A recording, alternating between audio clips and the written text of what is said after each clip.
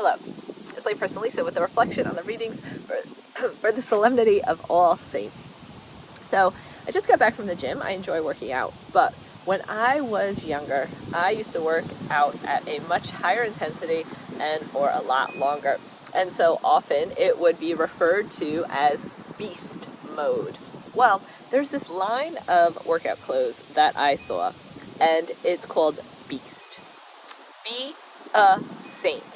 And that is what today's feast, this solemnity, is all about. It's a remembrance of, because of our baptism, we are called to be saints, to live a life that is Christ-centered, that is, we're called, like it says in the second reading, we're called to be like Him, to be saints on earth so that we may meet Him in heaven. And everyone who is in heaven is a saint, which is what the celebration of today's solemnity is all about. It's honoring and celebrating all the saints in heaven, those who are canonized and those who are not canonized, not officially recognized by the church, but yet still in heaven. And that is where we strive to be. We strive to be saints because we strive to wind up in heaven with Jesus.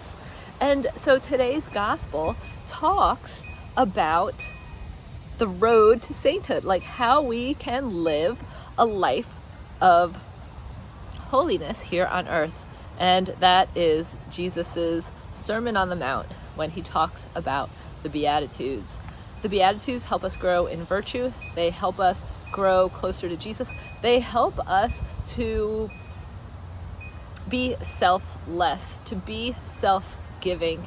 Solanus Casey, Blessed Solanus Casey, he lived his life in such a self-giving way that he would just constantly have the desire to help people, constantly have the desire to be there and listen to people.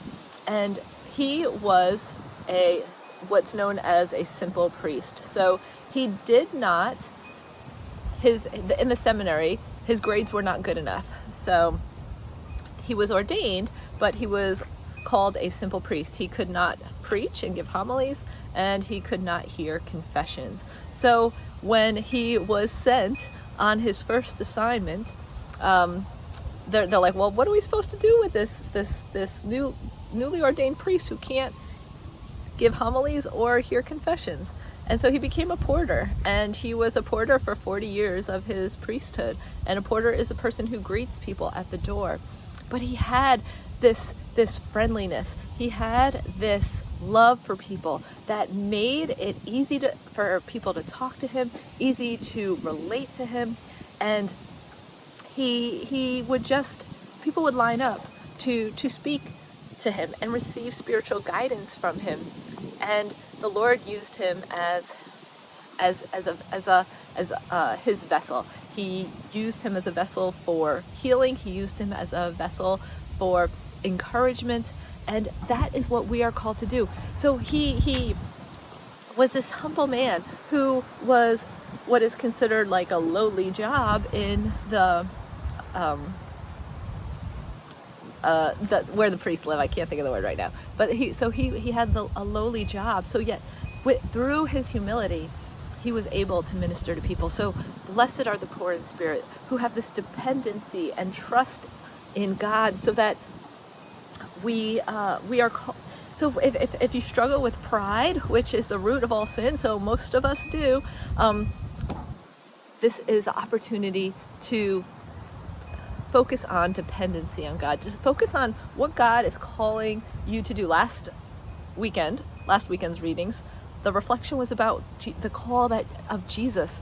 And when we are humble and put aside our own agenda, then we are more open. We have a more open disposition to doing what God calls us to do. And when we're saying yes to doing what God calls us to do, we are doing His will, and that is about being a saint, when our will is in uniformity with His will.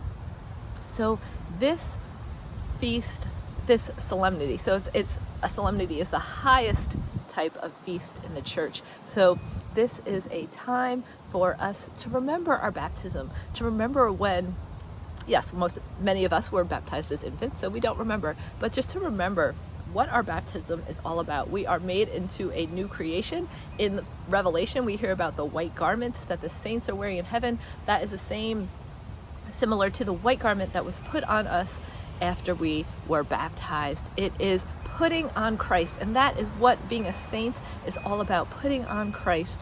So in those tough moments, in those struggles, in those trials, in dealing with difficult people or situations, remember to put on Christ, to live a life focused on the Beatitudes.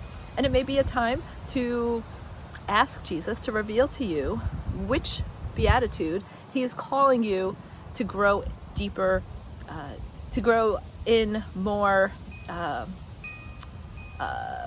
it may be a time to ask Jesus, what Beatitude does he want you to focus on and grow in?